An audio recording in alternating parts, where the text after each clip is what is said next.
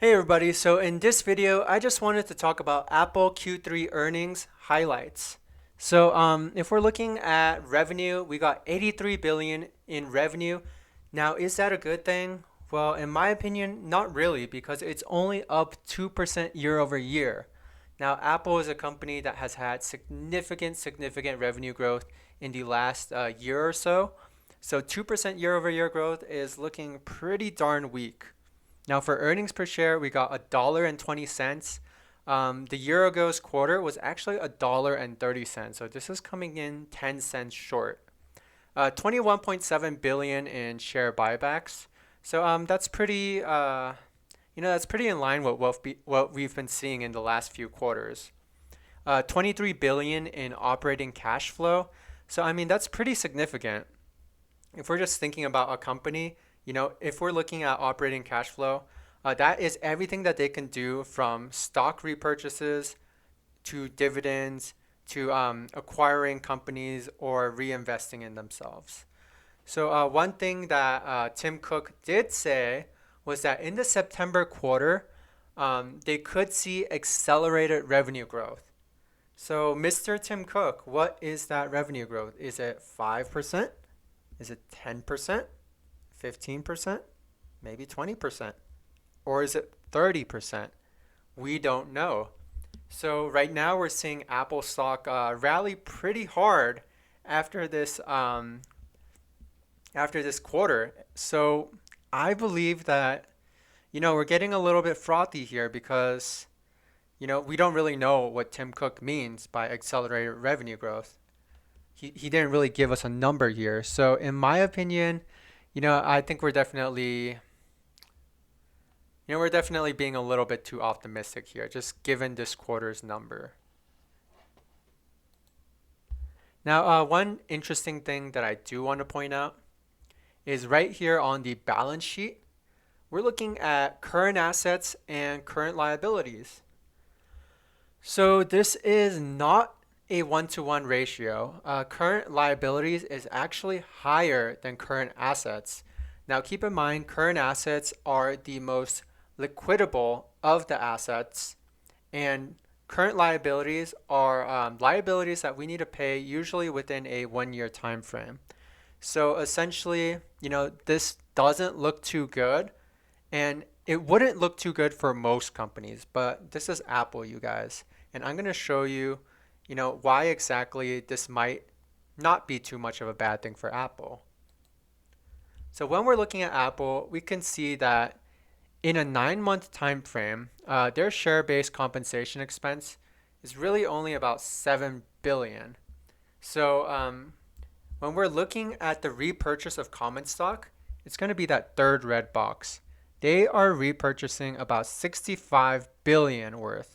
So they are far outpacing their stock-based compensation expense. Now, a lot of companies, when they repurchase shares, they'll pretty much do just enough to cover that stock-based compensation expense. But here at Apple, we're seriously buying more shares than needed. So this is to basically boost earnings per share. It's to keep employees happy, keep investors happy, and keep the share price rather stable. Now, when we're looking at cash generated by operating activities, we could see we brought in almost 100 billion. So if we just think about this for a second, if our current assets are starting to look a little bit low, then what could happen? Maybe we just pull back a little bit on the share repurchases. So maybe instead of 22 billion, maybe we spend 20 billion. Maybe we spend 18 billion. So who knows? I thought I'd just point that out because I thought it was interesting. Now, here is a chart of year over year revenue growth for Apple. So I'm just going to bring my clicker over here. If we look right here, we can see in most of 2021, we saw extreme revenue growth. This is revenue growth that is essentially sitting at over 40% at its peak. So this was something in the 50% range. So Apple revenue growth was doing seriously well, and this has a lot to do with the pandemic-related stimulus. So essentially, everybody got stimmy checks, and they're going crazy, and free government money. What are we gonna do with this? Apparently, they're going to buy iPhones with it. So, we saw serious revenue growth, and now we have revenue growth that was essentially so strong that when we're comparing to the prior year, I mean, our current revenue growth looks pretty darn weak. So, here, we're seeing 50% revenue growth year over year. Now we're seeing 2%. So, this kind of makes me wonder, are we overpaying right now for Apple? So this brings me to my next chart right here. We're looking at PE ratio. And when we're looking at PE ratio for Apple, this generally sits around like 15 to 20 on the PE ratio. And right now, we're pretty much hanging above 25. So with the revenue growth that's diminishing, do we really want to be paying a premium for Apple stock right now?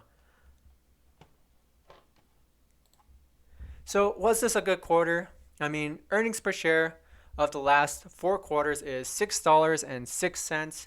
Stock price at the time of earnings is 157.35.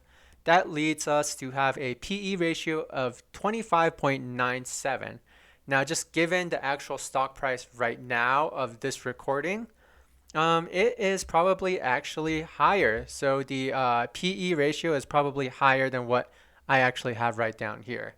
So historically, like I said, we like to be around 15 to 20, but with revenue growth at a measly 2% in that last quarter, maybe it just doesn't make sense to be paying over 20 PE on a stock with diminishing revenue growth at the moment.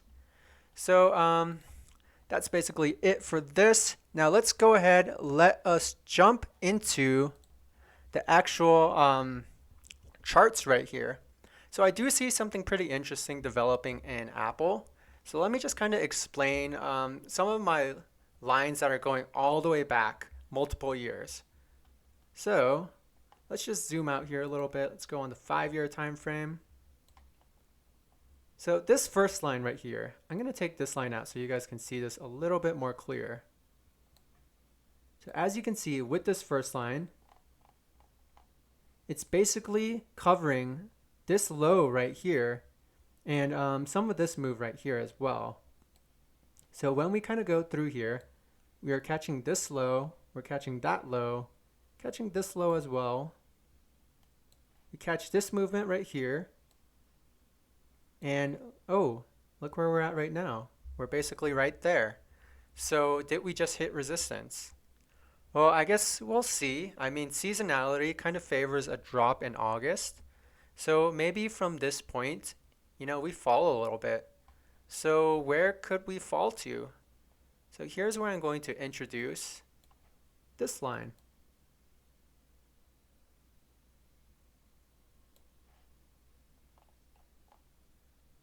So I actually got to go on a 1-year time frame because it's a little bit easier for me to see this line.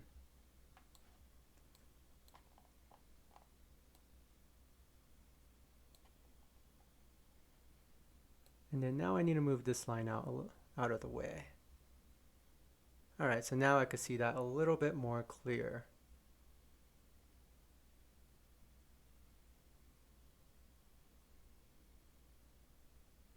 Bear with me for a second.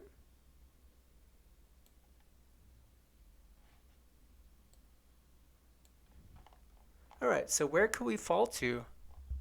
Well, if I'm just looking at these lines right here, I mean, we hit this resistance right here, or potential resistance. We don't quite know that yet.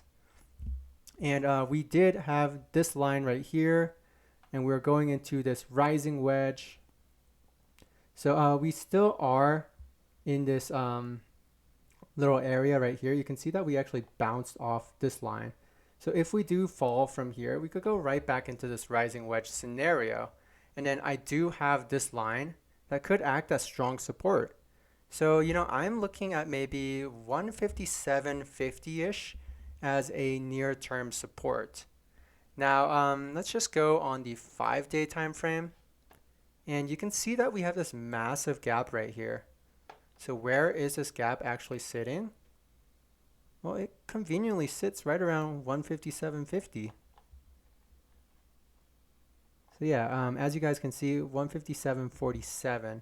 So let's go back to this 1 year time frame.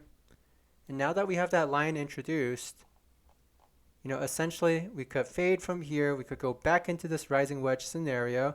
And, we could potentially bounce off this longer term trend line, which as you can see, I zoomed out. And maybe from this moment, this line starts becoming irrelevant. So maybe we just get rid of this line.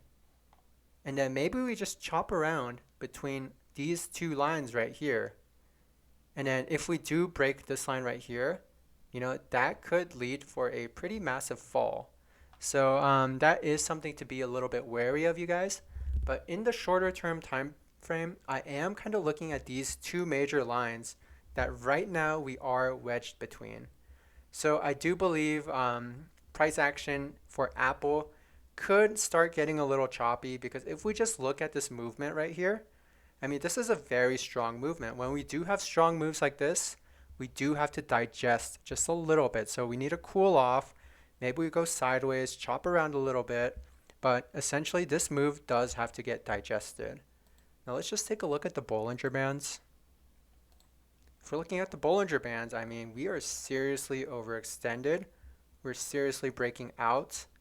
And yeah, this move is just way, way strong right now. And you guys did see that gap right there. So there is some downside risk just because, gaps tend to get filled.